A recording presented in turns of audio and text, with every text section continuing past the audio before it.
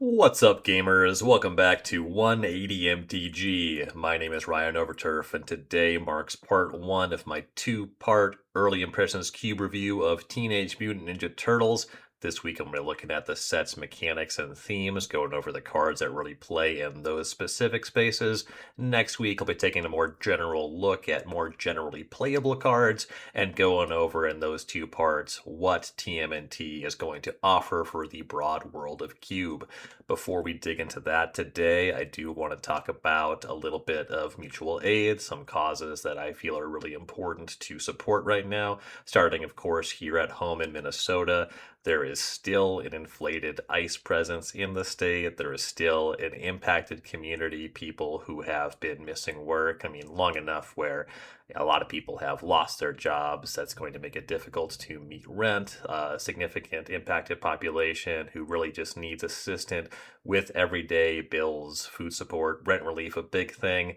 There has been mounting pressure on Governor Walz to issue an eviction moratorium. As of now, statements that he's made make it seem like that is not his intention, and March rent is coming up. So I do want to once again boost mutual aid networks here in Minnesota. Definitely something, look out for my neighbors here. I really appreciate anything you can contribute there. And I also want to call attention to something that's happening right now in the state of Kansas. The Kansas state legislature recently passed a bill called SB 244, which is a two-pronged attack on transgender people in the state of Kansas. It's one of those bathroom bills that restricts transgender people's access to restrooms and other sex-separated facilities in government buildings. It also creates new civil and criminal penalties for accessing those facilities. And it also restricts access to government issued IDs for transgender people in Kansas. It prohibits transgender people from updating their driver's licenses to reflect their gender. And it also invalidates government issued IDs that have already been issued for transgender people in Kansas. And the existing driver's license and birth certificate, if those documents were issued in Kansas and they reflect a gender different from their sex as birth, this bill invalidates their driver's license. So immediately, overnight, this is saying, okay, well, you can't drive anymore. You can't go to work. You can't go out and get groceries. This is just an appalling and heinous attack on transgender people. SB 244 and similar bills are both plainly unconstitutional and completely morally bankrupt. This bill was vetoed by the governor of Kansas, but then was pushed through the veto by the Republican supermajority in the Kansas legislature, which is just such a disgusting abuse of power. A bill that helps nobody and hurts a lot of people. So, if you have the means, this is a really important battle to be fighting just for decent folks everywhere. If you have the means to contribute, there's two places that I want to direct your attention. The first is the ACLU in Kansas, the American Civil Liberties Union.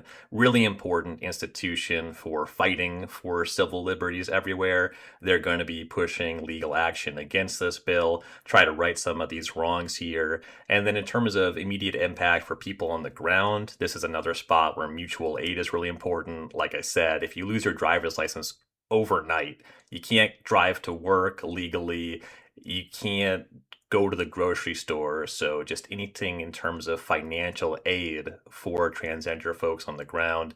I did find one specific charity that I'm going to boost here. I don't live in Kansas. There's definitely other networks. Just kind of look into mutual aid. I'm going to post a specific one that I believe is a good organization to donate to if you have the means. It's called ACE in Kansas. It's the Affirmative Care Essentials. It's an organization dedicated to benefiting, offering material support to LGBTQIA plus folks in the state of Kansas.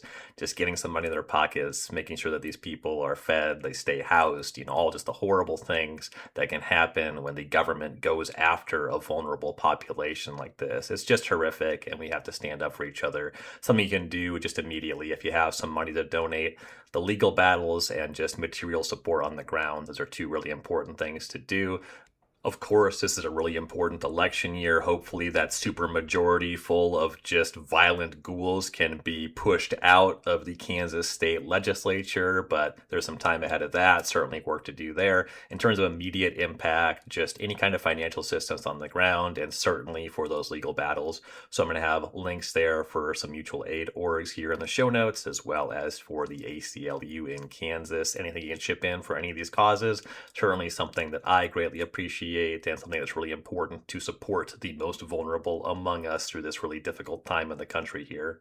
So please check those out, stay informed, contribute where you can, and I greatly appreciate you taking the time to listen, to look into these things, and to be an informed and active citizen of the world to work to make this world a better place. And now for something of considerably less import, let's do a Magic the Gathering podcast about Teenage Mutant Ninja Turtles. TMNT is another one of those small universes beyond sets, kind of in the shape of Marvel's Spider-Man, though notably Marvel's Spider-Man went through a lot of changing in size and some disasters beyond the scenes. A lot of things were just kind of on fire through the entire design and development process for Spider-Man. TMNT may have had some issues, but altogether it comes out as just kind of a reasonably powered set. It kind of reminds me of the Assassin's Creed release, where there's a couple heaters, some nice things for fans, but the power level is just not that high. Mostly some fun cards that can be played together and some things that might appeal to casual players. Certainly some stuff that could show up in Constructed. Unlike Assassin's Creed, this is going to be legal and standard, but it does seem like that's the power level they're going for here. They're not trying to really shake up standard with these smaller universes beyond releases.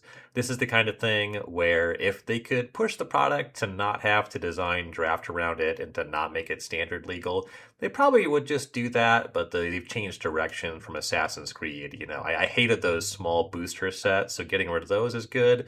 Though TMNT booster draft, I know that people don't necessarily love those 4-player pick 2 drafts, and it's the kind of thing where you probably don't have to do too many of them to get your fill. But I will say that I do enjoy a lot of the cards for the set. I helped out with Cracking Day at Lodestone this week, and I had fun opening up booster packs. And I do think there's a lot of fun cards here. So let's talk about some mechanics and themes going on in TMNT. Actually, one last quick note. So there is a corresponding commander deck for Teenage Mutant Ninja Turtles for the purpose of this release. There's some nice cards in the commander deck, but I'm just treating this as one set. It's not so nice that it deserves a lot of extra special attention. I'll try to call out when I'm talking about a card that is from a commander deck versus the main set here, but it's not going to get its own separate review. A returning ability word in the TMNT set is Alliance or Creature Fall, as some people refer to it, which is just abilities that do something every time another creature enters the battlefield under your own control.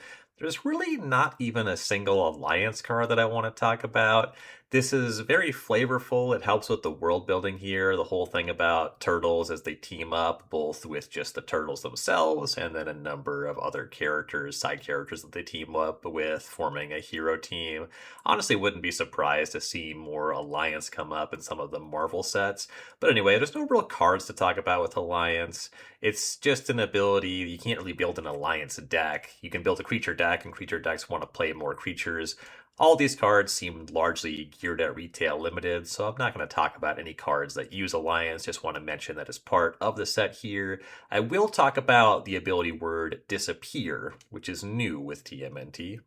Disappear is something very similar to Morbid, Revolt, Void. It's definitely not breaking new ground. It's just an ability that does something if a permanent left the battlefield under your control this turn. Most of these, similar to Alliance, are just lower powered, largely geared at retail limited. I do want to talk about one card that is Rat King Verminister. Some nice portmanteau in the card name there between Vermin and Minister. Anyway, Rat King Verminister is 1 and a black for a 1/1 legendary creature rat avatar with a disappear ability. At the beginning of your end step, if a permanent left the battlefield under your control this turn, you create a 1/1 black rat creature token and put a +1/+1 counter on Rat King. You can also tap and sacrifice 3 rats to return target creature card and all other cards with the same name as that card from your graveyard to the battlefield tapped. So that same name kind of thing on a legendary creature. A lot of cubes are going to be singleton. You can only control one Rat King. This is the kind of card I don't expect to show up in a lot of cubes, but that disappear ability, a creature that can make a token every turn and then having some kind of payoff.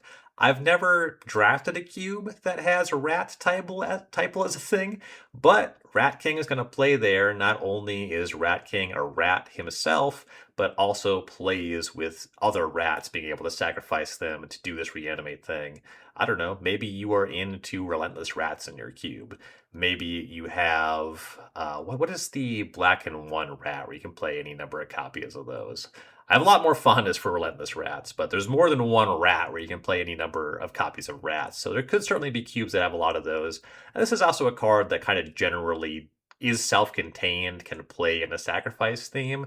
So it's a worthy card to shout out. I also really loved Rat King as a character as a kid. I also would have thought that he was human, but he kind of transcended humanity, I guess. He's a rat avatar. So Rat King for Minister, cool card. Don't expect it to show up in a lot of places, but it is a card to think about if you have a sacrifice theme, and definitely if you have a rat theme. But there's not really anything else that I think is worth taking the time to talk about regarding Disappear, so let's move on to the next theme. Teenage Mutant Ninja Turtles has a significant +1/+1 counter theme, and it in fact introduces a new token, the Mutagen token, which is an artifact with one tap, sacrifice this token, put a +1/+1 counter on target creature, activate only as a sorcery. A token that I would describe as strictly different from a map token, which makes a creature explore. Sometimes a map can put a +1/+1 counter on a creature, sometimes it puts a land from the top of your deck into your hand. They play differently. A huge difference is that with the Mutagen token, you always know what you're getting. It's not always as good. Sometimes you would rather draw a card, or you would rather take a top deck spell that you don't want to draw and put it into your graveyard. So there's benefits to exploring over using a Mutagen token and always just getting a counter, because the upside of actually putting a card in your hand or that card selection that can matter.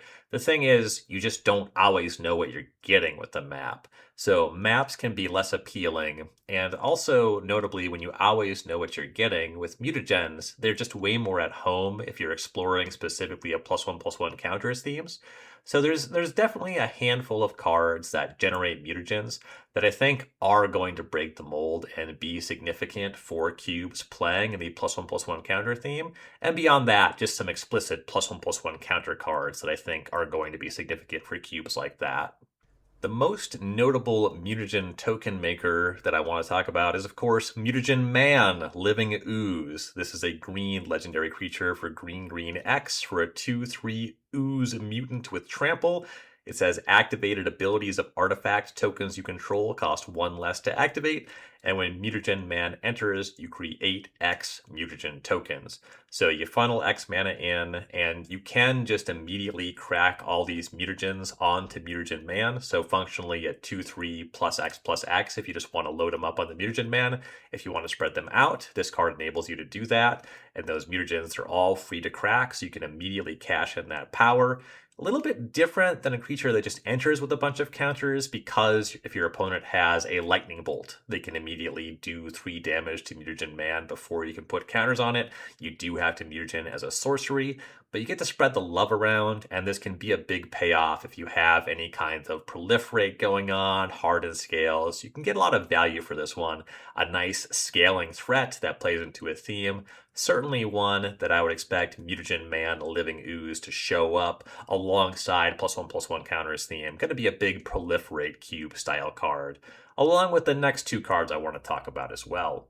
The first of those being Michelangelo Weirdness to 11, literally a creature hardened scales. Michelangelo Weirdness to 11 is 1 and a green for a 1/1 legendary mutant ninja turtle. Get used to hearing that type line.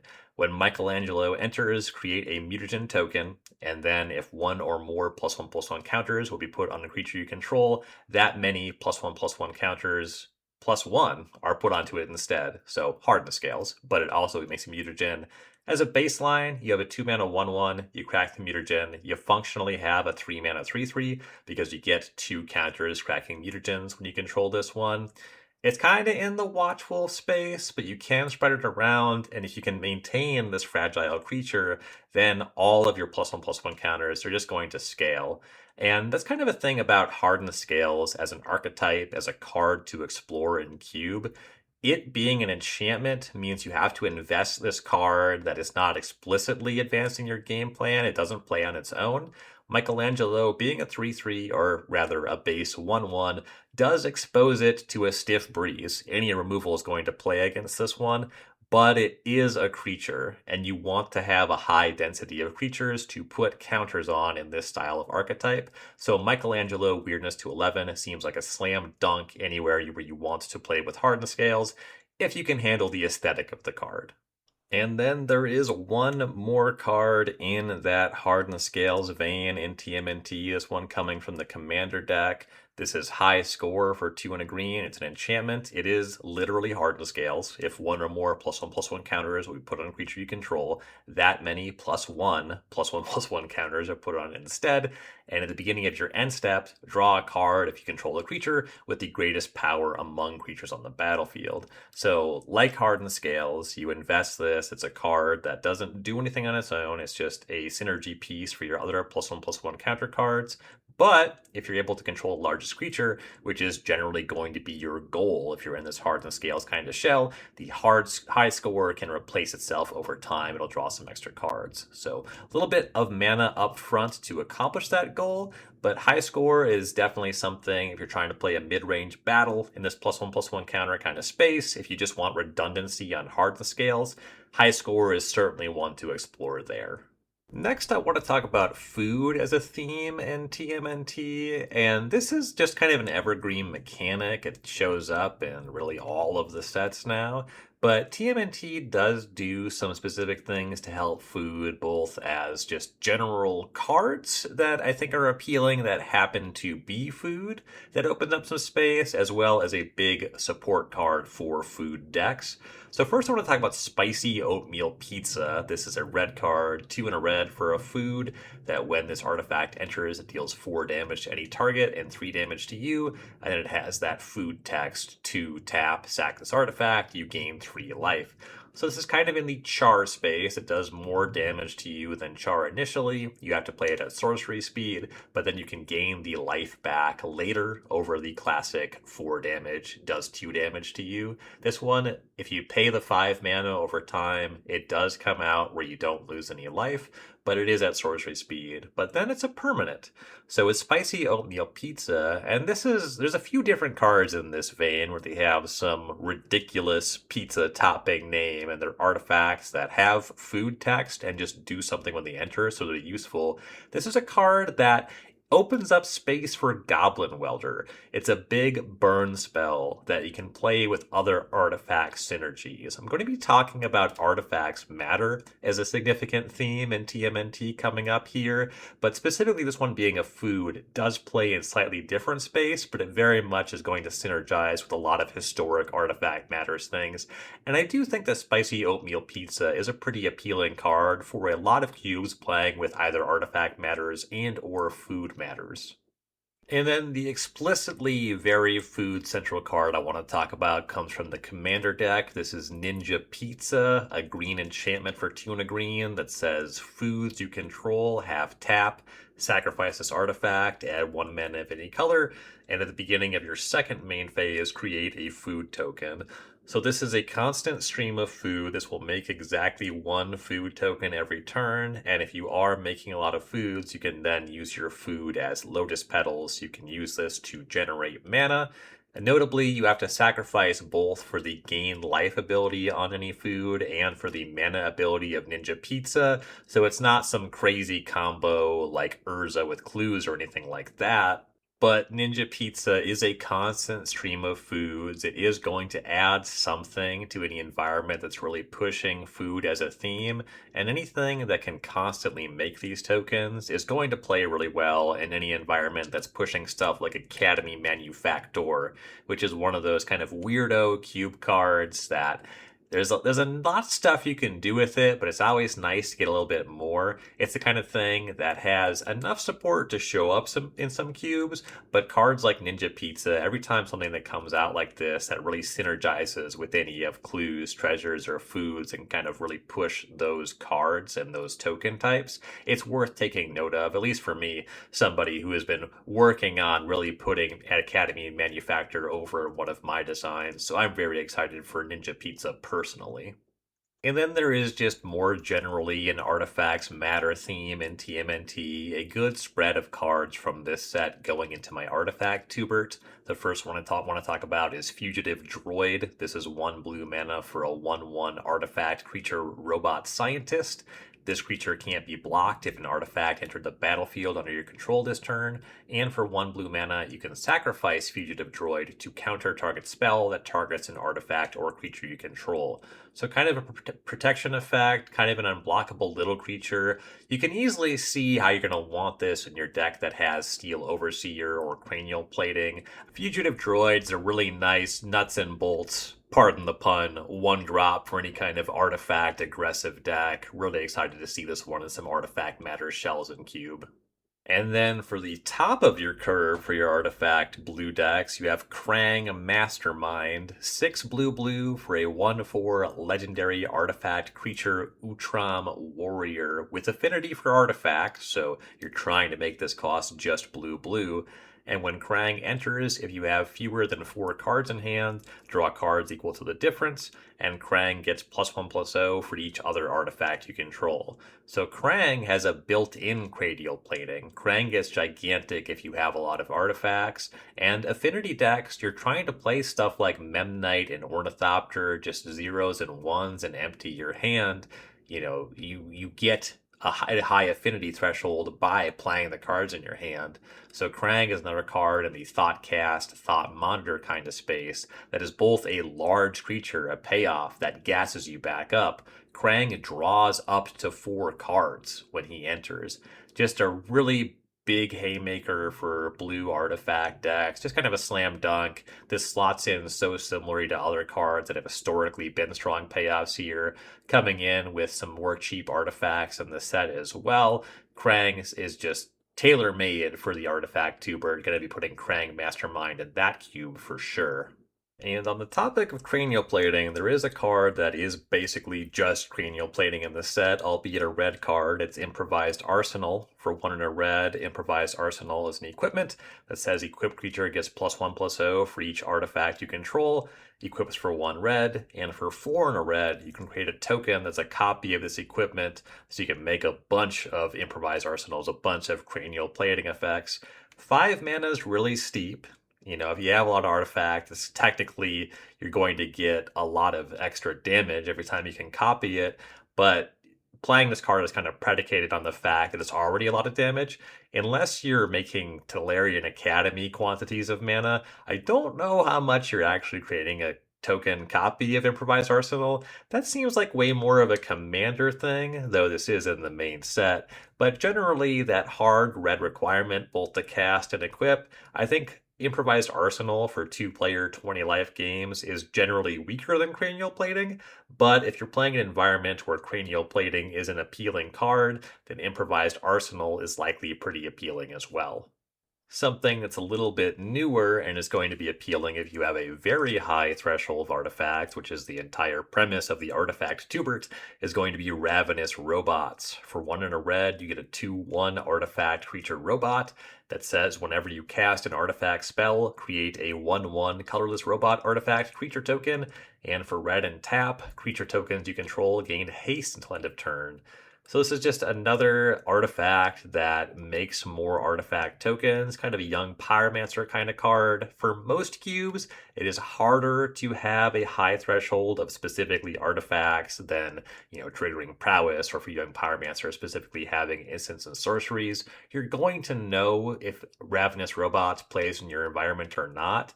I think generally, if you have carved off the space, if you have done the work to make Arcbound Ravager playable in your cube, then Ravenous Robots likely is going to play there. This is a slam dunk with the volume of artifacts that I have in the artifact tubert, But there are going to be a lot of cubes that have a high artifact threshold, but still could only make a couple 3 tokens per game with Ravenous Robots. So you want to make sure that this card is at the power level that you want.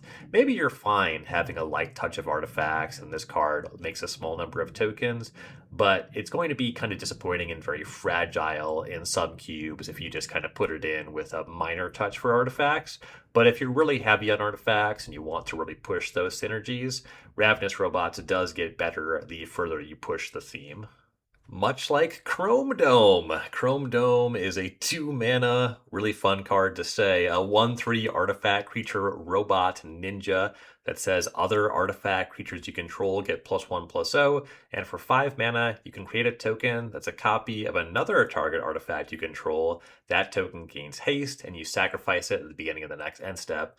So once again, 5 mana is a steep ability, but there are a lot of artifacts that are just really powerful to copy if you're really in the artifact matter space. I'm imagining Chrome Dome showing up in spots where you'd be going to be playing cards like Cranial Plating, Arcbound Ravager, Steel Overseer. Steel Overseer being copied with 5 mana, that could be the kind of thing that just accelerates your clock by a full turn. Just a massive amount of size and damage could be added to the battlefield doing that. And this has a body, which I do think makes it more appealing than Improvised Arsenal, just as a card to throw into an environment. Even if you're going a little bit lighter on artifacts, if you're making artifact tokens, this is going to pump servos and thopters. So Chrome Dome for just kind of most cubes, I would imagine, that are playing with an artifact aggro theme is going to be a welcome 2-drop for those environments. And then there's one more for the heavy artifact cubes, Technodrome, a 2 mana 3/3 artifact construct with reach and trample that says this creature can't attack or block unless its power is 6 or greater. And then you can also tap it to sacrifice another artifact to draw a card and put a +1/+1 counter on this creature. So no matter how you do it, you're generally going to need a good volume of artifacts to get this one going. Either you are sacrificing other artifacts and drawing some extra cards, and eventually the Technodrome, will grow itself to a 6/6, or you can slap a Cranial Plating on it and it can get busy right away. This is one that's going to play with a very heavy artifact theme, but it's one of those cards that's going to feel more like a mulligan if you have a lighter touch, if you have a more limited artifact theme. If you're really pushing it, Technodrome can play. You just want to make sure that it can actually attack and block, or at least draw some extra cards. It can always do something relative to the power level of what's going on in your cube. This one is less immediately jam anywhere there are artifacts, but it's going to play really well in the artifact tubert, or any place where you are just going to be controlling a lot of artifacts and you have the time to maybe activate this one, or the reliability to pump it to make it so it can attack and block otherwise. It takes a little bit more support, but this does seem like a huge payoff, and it's going to be playing similarly to our Arcbound Ravager, I think, in some of that modular combat damage space. A sacrifice outlet, they can draw an extra card, that can move some modular counters around at instant speed. This one can definitely play. I'm excited to put this one into the artifact tubert. I also really love, there's a lot of video game references to the TMNT video games a lot of them are in the commander set, this one in the main set, and I kind of grew up playing Turtles in Time, so I always read this one and I think Technodrome, let's kick shell, and I'm just going to be shouting that at my friends a lot, so I'm really excited to cube with Technodrome, at least on the artifact tubert. And then another mostly new mechanic I want to talk about is Sneak. Sneak is largely a variant on Ninjutsu. Some notable differences here. Let's talk about what this ability is. A Sneak cost is an alternate cost. You can cast a spell for its Sneak cost if you also return an unblocked attacker you control to your hand during the Declare Blocker step. And that's going to be casting the spell. So there's a couple things going on there. With Ninjutsu, you had the same thing where you had an alternate cost, you had to return an unblocked attacker, but there were two differences. With Ninjutsu, you weren't casting the spell, you were just putting a creature on the battlefield. This means two things. A Sneak card can be countered, unlike Ninjutsu, it's just putting a creature into play. So you can't counter Ninjutsu, you can counter the ability, but you can't counter a spell. A counter spell wouldn't play there, it will against Sneak. And then the other thing with that, because you are casting a spell, Sneak can show up on non-creature spells. And you see some of that in that set. We're going to go over a number of Sneak cards here today. And then there's a timing restriction. This is less significant. This is kind of a sweatier thing with ninjutsu, but ninjutsu could be done anytime after declare blockers happen. There's kind of an obscure step in every turn of Magic called the end of combat step. I'm not going to get into too much of the granular details here, but basically after combat damage is dealt, there's a brief window where you can do additional things. Sometimes with ninjutsu, you would ninja out a creature after damage is dealt. The reason you would do this typically involves having multiple cards with ninjutsu and just kind of cycling through multiple ninjas. You can't do that with Sneak. You can only do this before combat damage is dealt because you have to do it during the declare blocker step. So it's different in a couple ways that I think make it more intuitive, and ways that mean it can show up in more cards, and also being vulnerable to counterspells means that there's more play to it. So I do like the implementation of Sneak, kind of similar to Mayhem and Spider-Man versus Madness. I think this is the kind of thing where if this was the only mechanic in its nature, this implementation makes more sense. It's something that is more approachable, but the existence of both makes it kind of confusing. You might think you can do some things, they're going to play a little bit differently. So you want to know what Sneak does and those differences from ninjutsu. So the first card with Sneak I want to talk about is Leonardo, Leader in Blue. It's a 1-mana 2/1 legendary mutant ninja turtle that can sneak for 3 white. When Leonardo enters, if his sneak cost was paid, creatures you control get +2/+0 until end of turn, and for 1 and a white, Leonardo gains first strike until end of turn.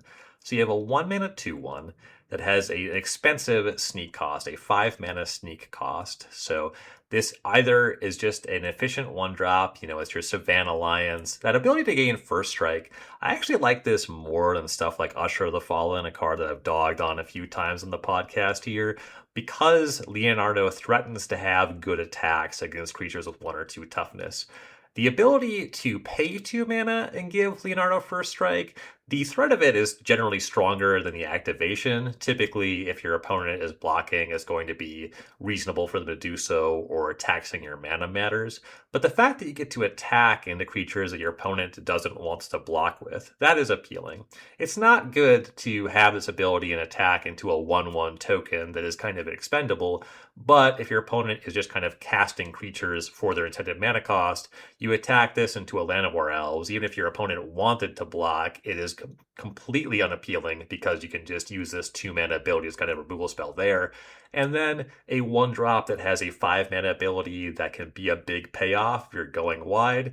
Really nice to add this 1-drop, another card in that kind of Mox Amber space. I always watching these 1-mana legends to see what you can do with a Mox Amber and Cube over time. And this is a card that's good early, good late. I don't know about good, actually. It's kind of, you pay for what you get in both modes, but this is a flexible card, a card that I think is going to be playable. Certainly any deck that wants to play Savannah Lions wants to play this cards, which is a lot of the metric that I look at 1-mana creatures for when it comes to white creatures that attack and block. So I don't think Leonardo, Leader in Blue, is really breaking the mold, but it is a 1-drop with decent stats and some modality, so it's certainly appealing for some cubes.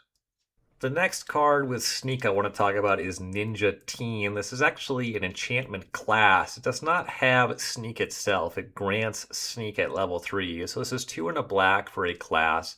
It enters at level 1. Whenever a creature you control leaves the battlefield, each opponent loses 1 life. So something in kind of that Blood Artist kind of vein. For 1 and a black, you go to level 2. Creatures you control get +1/+0 and have Menace. And at level 3, for 1 additional black mana, creature cards in your graveyard have Sneak for 3 and a black, and you may cast creature spells from your graveyard using their Sneak abilities. This is a card, the mana, you're paying a lot up front. 3 mana for just opponent loses life on death triggers. It's not a full Blood Artist, you don't gain life. But then you get an Anthem effect that makes your creatures harder to block. And then you get kind of a recursive effect on level 3. I think this is an appealing card for sacrifice decks. My big objection, and this is an issue that I have with the Sneak mechanic, this is fine for retail limited. This is only coming up on rares. There's room for the reminder text on most of the cards with Sneak.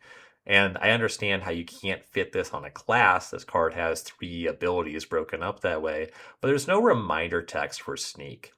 And if you've heard of the mechanic, you're probably going to play it fine. The differences between Sneak and Ninjutsu, as somebody who has played a lot with Ninjutsu, make this less appealing to me. And part of that is that I know that some of the people that I cube with, they have played with Ninjutsu and are less interested in new magic sets, are not going to be looking at the TMNT file, certainly not with the level of scrutiny that I am.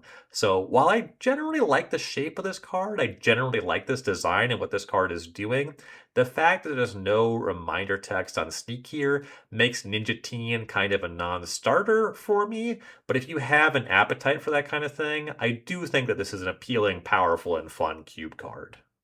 And on the topic of historic ninjutsu cards, next up is Shark Shredder Killer Clone for 2 black black. You have a 4/4 legendary creature, Shark Octopus Ninja for Sneak, 3 black black. Again, no reminder text here. It's a strike against it. Anyway, it has first strike, and whenever Shark Shredder deals combat damage to a player, put up to 1 target creature card from that player's graveyard onto the battlefield under your control, and it enters tapped and attacking that player. So when you first strike, that means that as long as the creature you get back does not have first strike, it's going to still deal regular combat damage.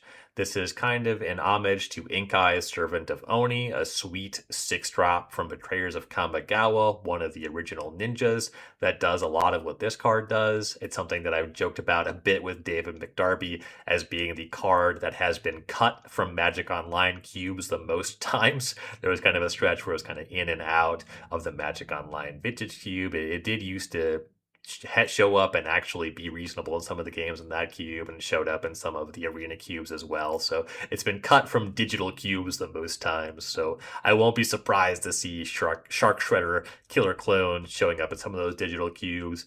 And this is just a powerful rate, 4 mana, 4/4 first strike with a hit trigger that can be really punishing, generate some card advantage, get you a bit of damage on that turn. Shark Shredder is strong.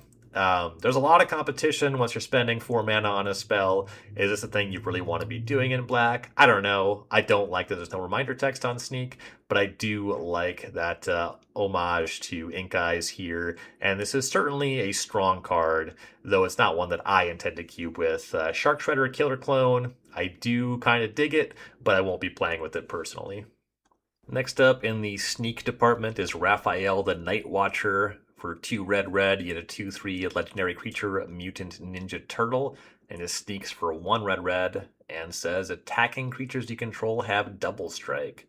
So what's nice about Raphael the Night Watcher is it very much plays well with this sneak mechanic, where some of the sneak cards, the whole idea is maybe you have some creatures with blocking restrictions, you can make an attack, your opponent is unable to block, and you get some kind of card advantage, some kind of value from sneaking in a creature. Raphael the Night Watcher actually plays really well if you're going wide, as just a general curve topper in an aggro deck. If you make a bunch of attacks, as long as you just have more creatures than your opponent does, or you have creatures where the blocks are unappealing, you sneak in Raphael the Night Watcher, and now the creatures that you have that were blocked are likely to do some trading or just eating your opponent's creatures in combat that they previously were not able to. There's a lot of stuff in this space. As a 4-drop, this is fine. 4 mana, 2/3, give yourself double strike. The way that it alters the texture of combat when you are making attacks and you can sneak it in for 3, I think that there are some potentially really powerful things you can do with Raphael the Night Watcher. But once you're talking about 3 more 4 mana spells, there's a lot of stuff you can do in this space. This is ultimately a creature that's only invested in ending the game, kind of your overrun, your big haymaker that will just close the game entirely. So you can take or leave Raphael the Night Watcher in a lot of cubes, but it does hit hard. Sneak is a very fun mechanic. If you're doing stuff in kind of a blink space, if you have enter or leave the battlefield kind of effects, certainly on cheap creatures, certainly if those creatures are difficult to block, or if you're going wide, whatever, there are reasons for this card to be appealing beyond just being a big haymaker. The more play it has, the more fun it's going to be in your environment. And I could definitely see cubes exploring more of a ninja theme, and Raphael the Night Watcher is a good way to get a little bit of taste of that in a red deck. And now let's talk about some of those non-creature spells with Sneak. One of the early cards previewed from TMNT was Raphael's Technique, and there's just some cards. This is an example of a classically powerful card, but in a new shape with a new mechanic. So Raphael's Technique is 4 red red for an instant with Sneak 2 and a red that says each player may discard their hand and draw 7 cards. So this is kind of an homage to Wheel of Fortune. If you can return an unblocked attacker to your hand, you get to play Wheel of Fortune for 3 mana. Granted, your opponent's not forced to discard. You do have to opt into it. It's a little bit weird that it's a may. And the other funny thing about Raphael's Technique is that you return an unblocked creature to your hands to cast it for Sneak, and then you immediately discard it if you opt into the wheel yourself. So you can't play that creature back later for any enters ability it might have if that's what you're getting up to. So it's kind of funny, and honestly, I think that cubes that can stomach Wheels of Fortune have a Wheel of Fortune, and the cubes at a lower power level, I don't know much you want to add this anyway. Certainly the kind of card that I think plays and can be really interesting in like a commander cube where you're more likely to play 6 mana instant speed Wheel of Fortune, and it can be chaotic and really fun there. So like there's another card in the set, Splinter's Technique, 3 and a black for a tutor. Just diabolic tutor, search your deck for any card, put it in your hand, has Sneak for 1 and a black. And if you're fine with demonic tutor, is just going to be in your cube, right? So a cube that can stomach diabolic tutor if you're at a low enough power level where a 4 mana tutor plays, and then sometimes you can sneak Splinter's Technique a little bit stronger. I do see it being potentially appealing there, but the spells that have the really high power level, that's not really where I'm looking for the sneak cards that I'd be more interested in playing. The one design that I really like that stands out to me as just a cool card in the non-creature sneak cards is Donatello's Technique, which is 2 and a blue for a sorcery. It's just divination, draw 2 cards, but then sneaks for 1 blue. And while I don't personally have intentions to cube with Donatello's Technique, just a divination, just a totally playable card, but it does incentivize you to be a little bit more in an aggressive deck space. It is stronger to sneak it, it's cheaper at least, and if you have some enters abilities, things like Spyglass Siren that make a map when it enters that you can just kind of get use out of casting multiple times. I think it's fun space to explore in Cube. Certainly with blue being historically such a do-nothing, like heavy interaction, control deck, or combo deck kind of color, cubes that push it into more of an aggressive space, and if you're doing a ninja thing, I do think Donatello's Technique can be pretty fun there. And I really like Shredder's Technique. This is 2 and a black for sorcery, destroys a creature or an enchantment. If you destroy an enchantment that way, you lose 2 life, and it has sneak for 1 black. I do like these kind of modest enchantment removal spells in black. Black getting enchantment removal, but it's kind of weak. And then this one, it just being a 3 mana kill spell, also kind of weak for a destroy target creature, but then it is pretty appealing if you can sneak it. You'll play a kind of inefficient removal spell, definitely if there's that modality, definitely if enchantments matter in the environment, and anytime you get to do it for 1, especially if you are triggering some kind of enters or leaves the battlefield ability, that can be a very significant card to take advantage of. And you also get to execute on this removal spell before combat damage is dealt, right? When you sneak Shredder's Technique, you return the unblocked creature before damage is dealt. So even if your opponent has a good block with the thing that you want to kill, maybe you give up some damage having to attack to enable the sneak with some other creature, but you will at least be able to execute on your kill spell for 1 mana. So that's a card that I think can be pretty fun and can make combat more interesting, and doing that with a removal spell is a pretty cool design there. So I do like a lot of the sneak cards here. Certainly some stuff to look into, and I'm generally somebody who does not like blink very much in Cube, but if you want to take advantage of creatures entering and leaving the battlefield, having to work for it, having to get involved in combat, I do think that ninjutsu is just a pretty fun mechanic in that space, and sneak, being able to put that on these non-creature spells, does increase, it adds more texture to what happens in combat when these cards are involved. So I'm a pretty big fan of a number of these sneak cards. I won't be cubing with too many of them personally, but I do like these designs. And then the last theme in TMNT I want to talk about is that there's a few different typal themes, some creature type matters stuff here. Of course, the loudest ones, Mutant Ninja Turtle. I talked about the Rat King, a little bit of rat matters going on. There's a dinosaur matter card. A lot of these are creature types that just don't have that much support. The big one that is going to get more support that already has a decent clip of historic support is going to be ninjas. There's a few ninja cards that I want to talk about. The first I do want to talk about, this is a card that technically plays with ninjas, but this is a card that I think is more significant if you are exploring more obscure space with mutants and turtles. This is Mikey and Don Party Planners, 2 and 2 green-blue hybrid for a 3/3 legendary mutant ninja turtle with word 2 that says you may look at the top card of your library at any time, and you may play land cards, cast mutant, ninja, or turtle spells from the top of your library. And if you cast a creature spell this way, that creature enters with an additional +1/+1 counter. So this is just another one of those cards. You can play lands on the top of your library and a number of creatures. The ability to play lands, that's kind of what makes or breaks these cards, so you don't just get stuck on lands while you have this creature that plays into a typal theme.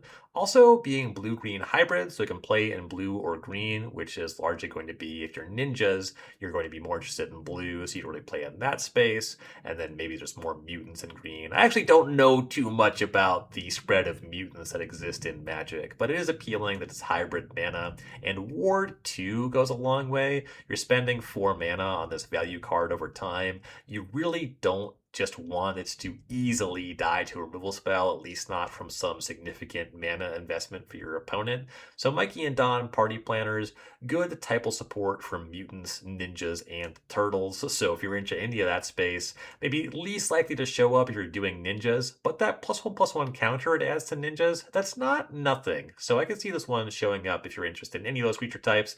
Granted, there's a lot that is just not that well supported, so this is going to be kind of a weirder one, but I do like what this card adds to the space. And now let's talk about some ninjas. I don't have ninjas as a supported creature type in any of my current cube designs, but it's one that has showed up in a number of my sketches, certainly something that I think is pretty fun, and I can see myself cubing with in the future.